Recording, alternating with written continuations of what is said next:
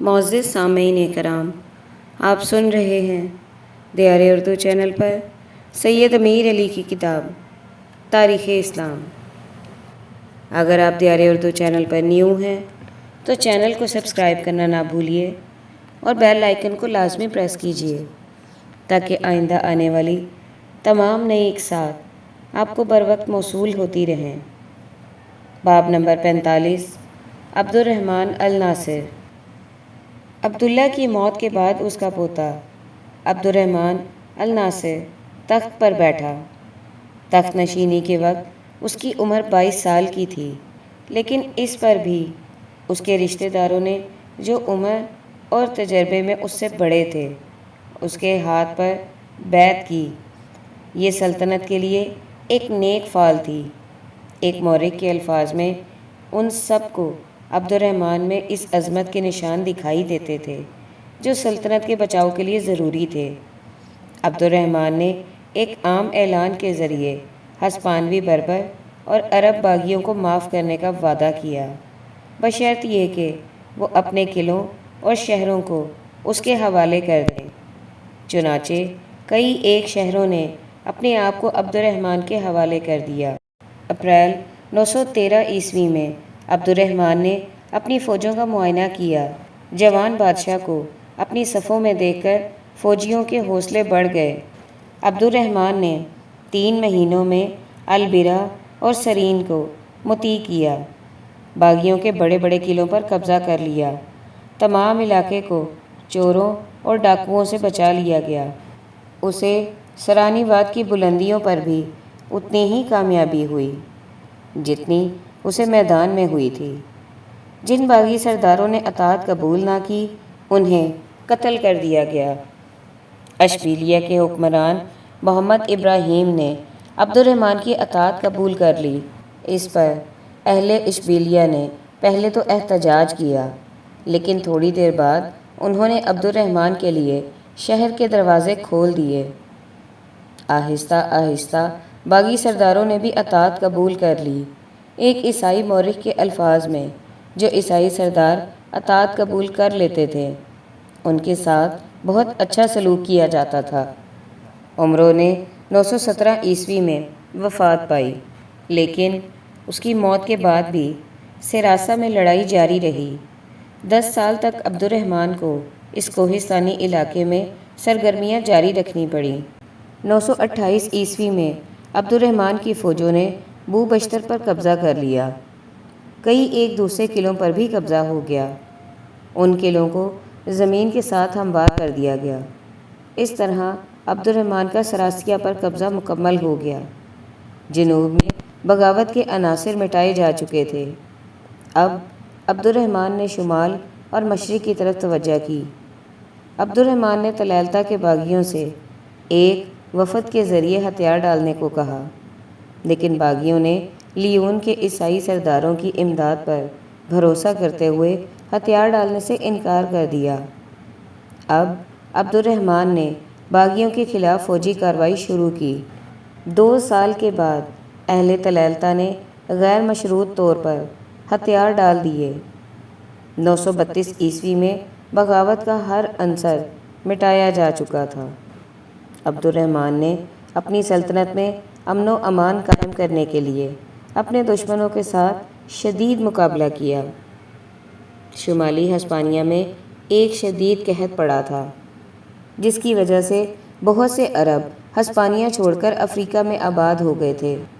اس نقل مکانی سے فائدہ اٹھانے کے لیے جلسیکیا کے باغیوں نے الفانسو کو اپنا بادشاہ بنا لیا تھا۔ بربر کئی ایک شہروں سے نکل کر افریقہ چلے گئے تھے۔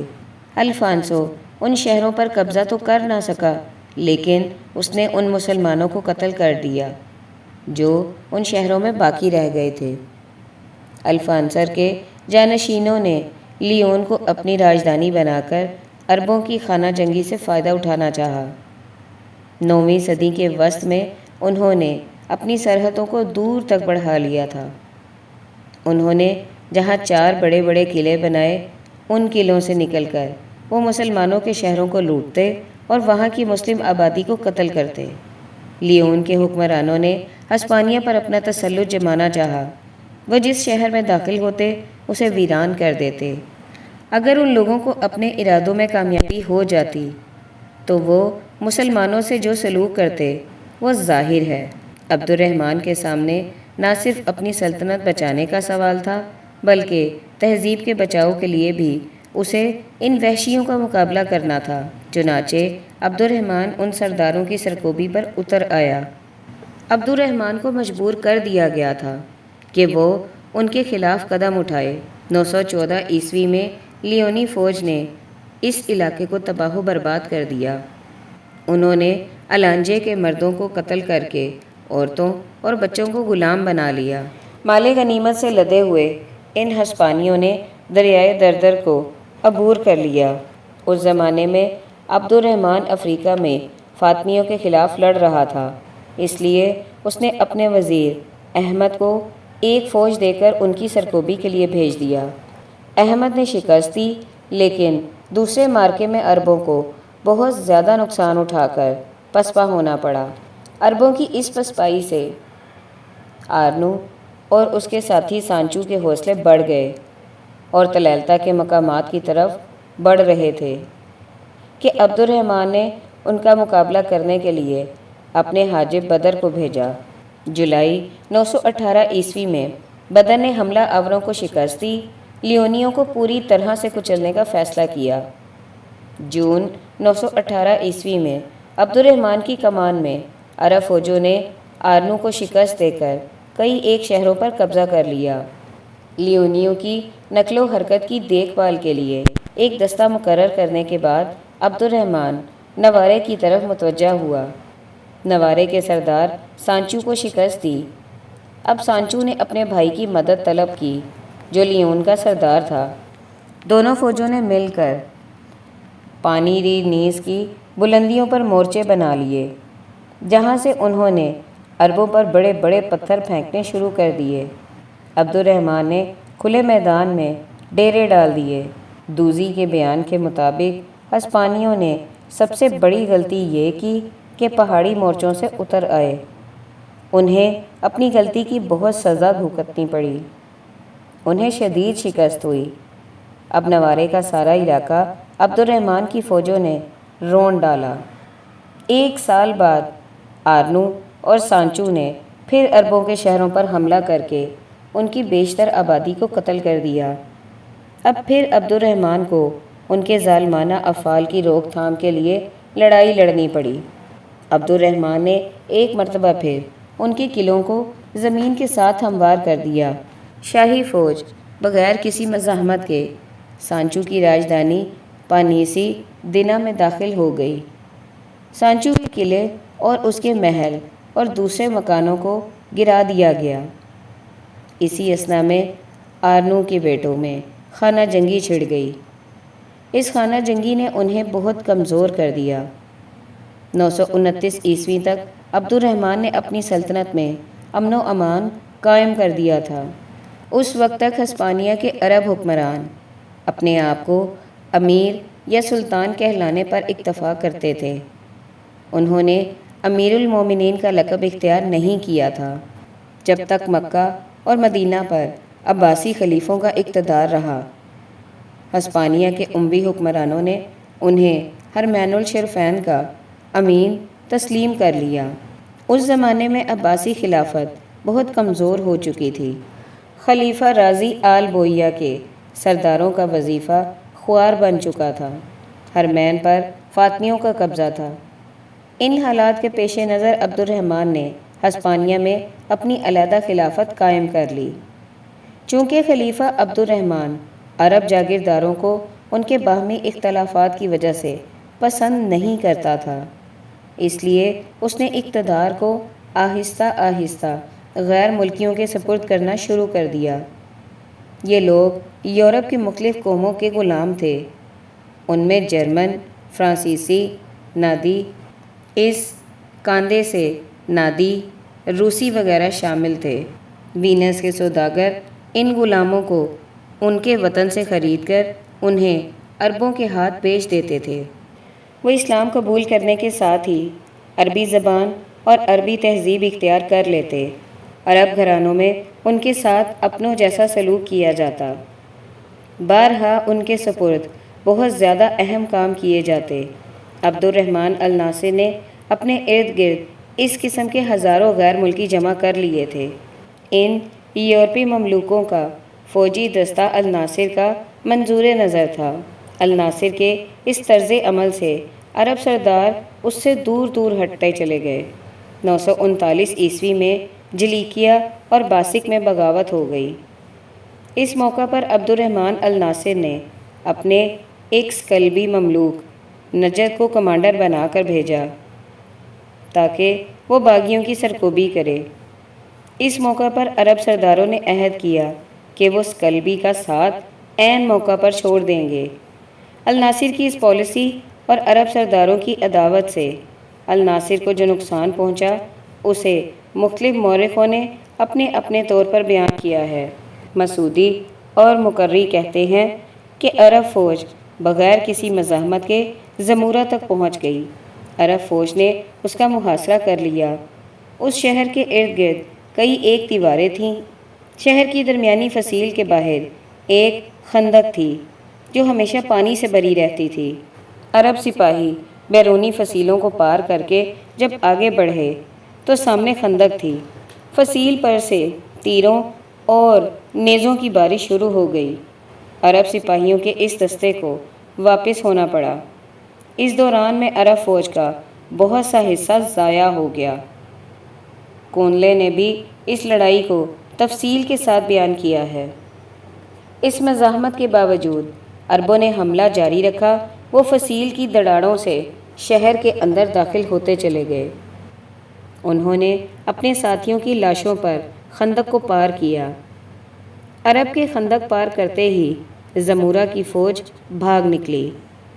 ہسپانیہ کی تاریخ میں یہ لڑائی خندق کی لڑائی کہلاتی ہے۔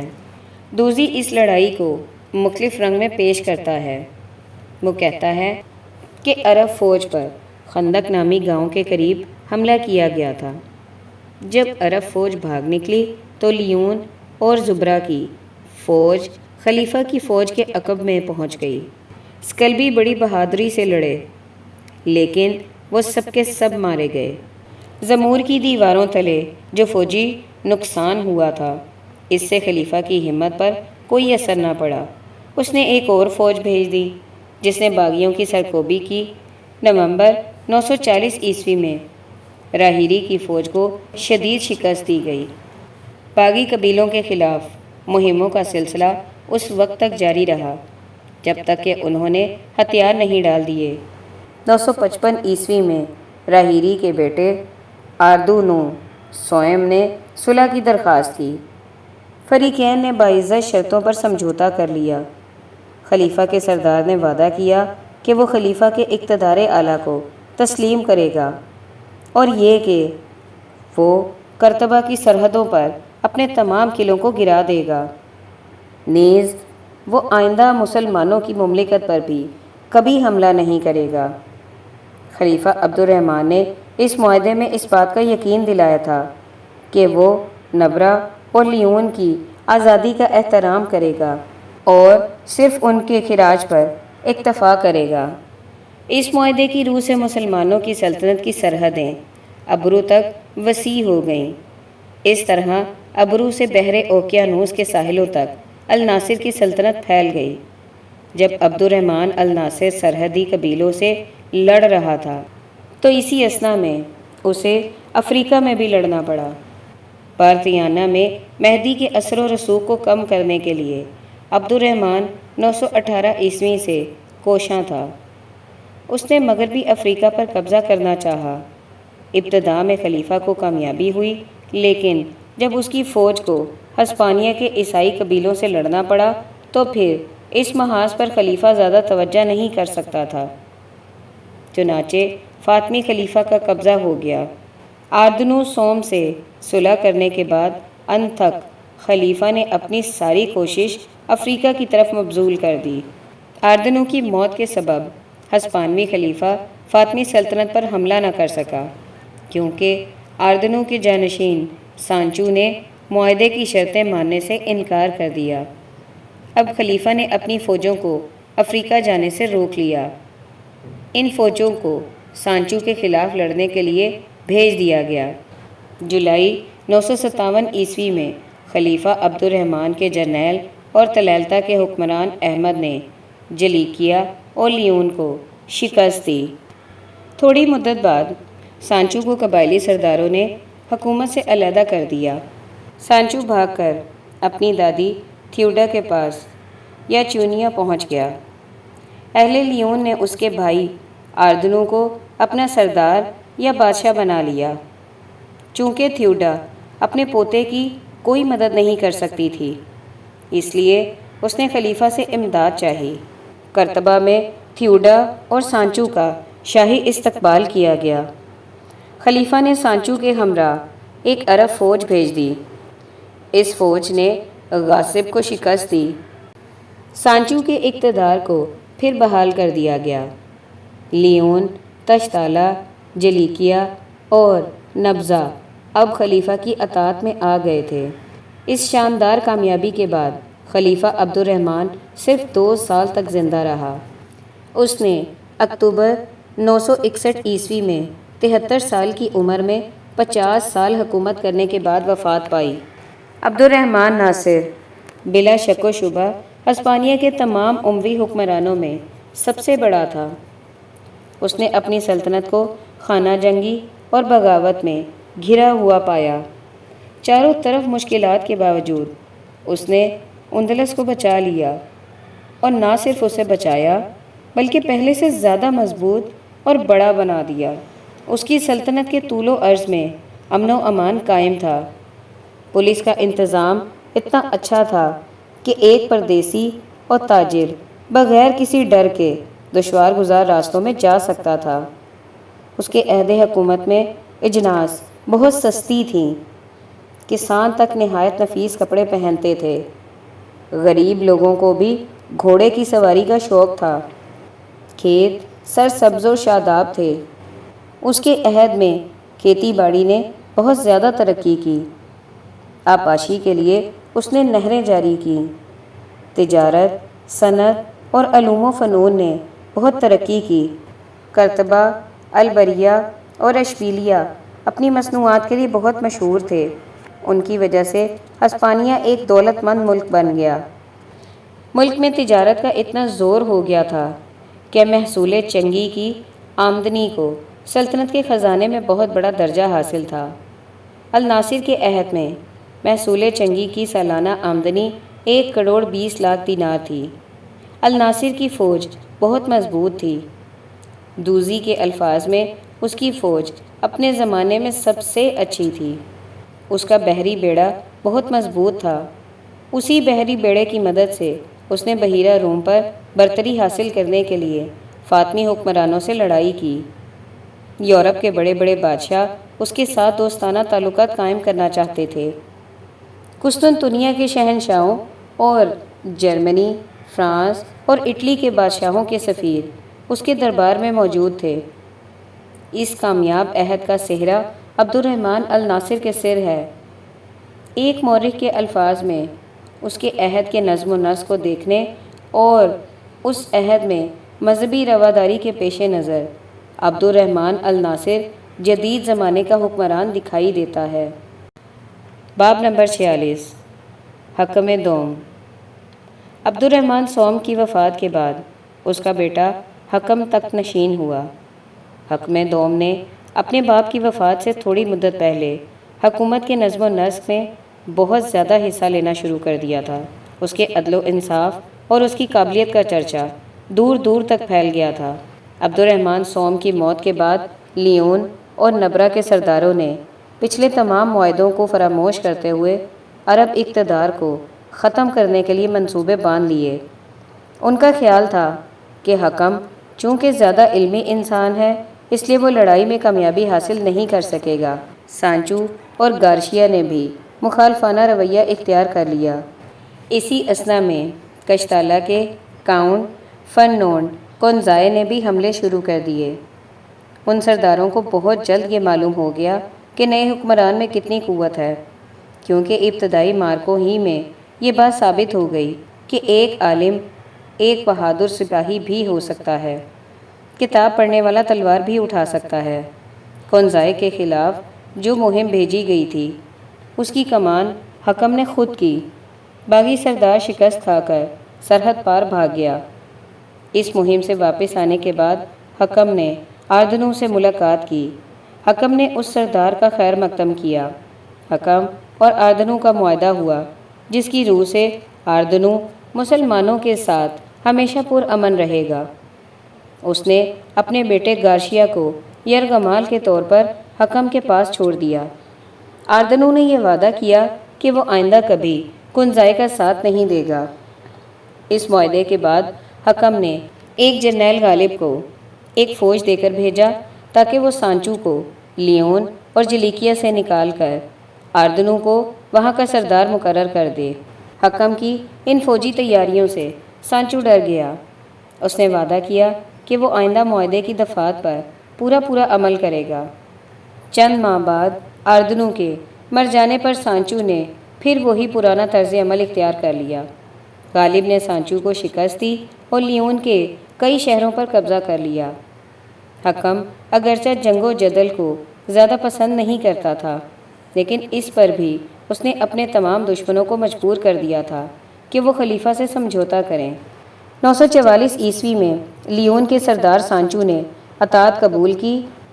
تھوڑی مدت بعد کتلونیا، باریل اور مونیرا کے سرداروں نے بھی وعدہ کیا کہ وہ ان تمام قلعوں کو مسمار کر دیں گے جہاں سے نکل کر مسلمانوں کی مملکت پر حملے کیے جاتے ہیں۔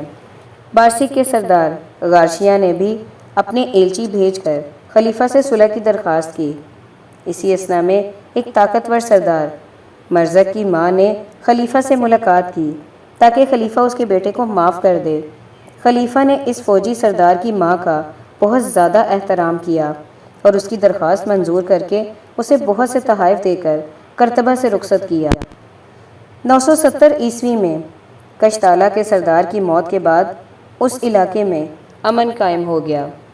2 سال بعد حکم نے فاطمی فتوحات کی روک تھام کے لیے مارتیانا میں ایک فوج بھیجی۔ حکم کے جرنیل غالب کو مغربی افریقہ میں کامیابی ہوئی۔ کئی ایک بربر قبیلوں نے قاہرہ کے خلیفہ کی اطاعت سے ہاتھ اٹھا کر حکم کے نام کا خطبہ پڑھنا شروع کر دیا۔ بہت سے سرحدی شہزادے جو ایک مدت سے فاس میں آباد تھے ہسپانیہ چلے گئے۔ لیونیوں کو پہلے ریلیف میں لایا گیا اور پھر انہیں کرتبہ پہنچا دیا گیا۔ تھوڑی مدت بعد ان میں سے کئی ایک کو سکندریہ میں جلا وطن کر دیا گیا۔ ابن خلدون کے الفاظ میں حکم کو علوم و فنون سے زیادہ انس تھا۔ اس نے اپنے زمانے کے عالموں اور فاضلوں کی سرپرستی کی۔ اسے کتابیں جمع کرنے کا بہت شوق تھا۔ اس میں کوئی شک نہیں کہ اس کے آباء و اجداد بھی علوم و فنون کے سرپرست تھے اور انہوں نے بڑے بڑے کتب خانے قائم کیے تھے، لیکن کتابیں جمع کرنے میں حکم ان سب سے آگے تھا۔ شاہی کتب خانے کی دیکھ بھال کے لیے ایک خاص افسر مامور تھا۔ اس کتب خانے کی کتابوں کی فہرست 4 جلدوں میں تھی۔ حکم نے ہسپانیہ کو کتابوں کی بہت بڑی منڈی بنا دیا تھا، جہاں ہر ملک کی کتابیں فروخت ہوتی تھیں۔ حکم نے کتابیں جمع کرنے کے لیے انہیں اپنے ایجنٹوں کو دور دور تک بھیجا۔ ابو الفرج اصفہانی نے اپنی کتاب عراق شائع کرنے سے پہلے حکم کے پاس بھیج دی۔ کرتبہ کے خلیفہ نے اسے 1000 دینار بھیج دیے۔ حکم کے شاہی محل میں کتابت کا ایک بہت بڑا ادارہ تھا، جہاں ماہرین کی ایک جماعت کتابت اور تجلید میں مصروف رہتی تھی۔ حکم کو صرف کتابیں جمع کرنے کا ہی شوق نہیں تھا، بلکہ وہ کثرت سے مطالعہ کرتا اور کتابوں پر حواشی لکھتا۔ اس نے ہسپانوی اور غیر ملکی فاضلوں کی بہت سرپرستی کی، ان فلسفیوں کی حفاظت کی جنہیں تنگ نظر لوگ ستاتے رہتے تھے۔ اس کے عہد حکومت میں علوم و فنون کی تمام شاخوں نے خوب ترقی کی۔ اس کے پیشواؤں نے ہسپانیہ میں ابتدائی سکولوں کا ایک سلسلہ جاری کر دیا تھا۔ ہسپانیہ میں تقریباً ہر شخص لکھ پڑھ سکتا تھا، لیکن نصرانی یورپ میں سوائے پادریوں کے بڑے بڑے عہدے دار تک لکھنا پڑھنا نہیں جانتے تھے۔ اس نے تعلیم عام کرنے کے لیے کرتبہ میں 27 سکول ایسے جاری کیے جہاں غریب بچوں کو مفت تعلیم دی جاتی تھی۔ ان طالب علموں کو کتابیں بھی مہیا کی جاتی تھیں۔ کرتبہ کی یونیورسٹی قاہرہ کی، ازہر اور بغداد کی نظامیہ کے ہم پلہ تھی۔ اس نیک حکمران نے 1 اکتوبر 976 عیسوی کو وفات پائی۔ اس کی وفات کے ساتھ ہی ہسپانیہ میں امویوں کی شان و شوکت ختم ہو گئی۔ کرتبہ وادی الکبیر کے دائیں کنارے پر ایک پہاڑ کے دامن میں واقع ہے۔ عرب حکمرانوں نے باری باری سے اس شہر کی رونق بڑھائی۔ عبد الرحمن نے اس شہر میں آب رسانی کے لیے ایک بند بنوایا۔ اس کے جانشینوں نے کئی ایک بند بنوائے، یہاں تک کہ کرتبہ کی آب رسانی تمام شہروں سے بہتر ہو گئی۔ پانی نلوں کے ذریعے شہروں میں لایا جا سکتا تھا۔ شہر میں ہر طرف سبزہ ہی سبزہ دکھائی دیتا تھا۔ شہر میں فواروں کی کثرت تھی۔ 940 عیسوی میں عبد الرحمن سوم نے ایک بہت بڑا بند بنوایا۔ اس نے کرتبہ میں مسجد کی بنیاد رکھی تھی۔ اسے اس کے بیٹے نے مکمل کیا تھا۔ کرتبہ کے حکمرانوں نے ہسپانیہ کے طول و عرض میں مسجدوں، مکتبوں اور رسالوں، عمارتوں، پلوں اور قلعوں کا ایک وسیع سلسلہ قائم کیا، جس کی عظمت کا اندازہ ایک مورخ کے الفاظ سے لگایا جا سکتا ہے۔ ایک دوسرا مورخ لکھتا ہے کہ یہ شہر 24 میل لمبا اور 6 میل چوڑا تھا۔ وادی الکبیر کے دونوں کناروں پر عالی شان محل کھڑے تھے۔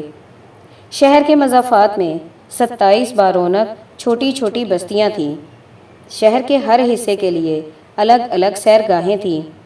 کرتبہ کی جامع مسجد کی خوبصورتی میں عبد الرحمن سوم نے مزید اضافہ کیا تھا۔ کرتبہ میں ہر کھاتے پیتے شخص کو کتابیں جمع کرنے کا شوق تھا۔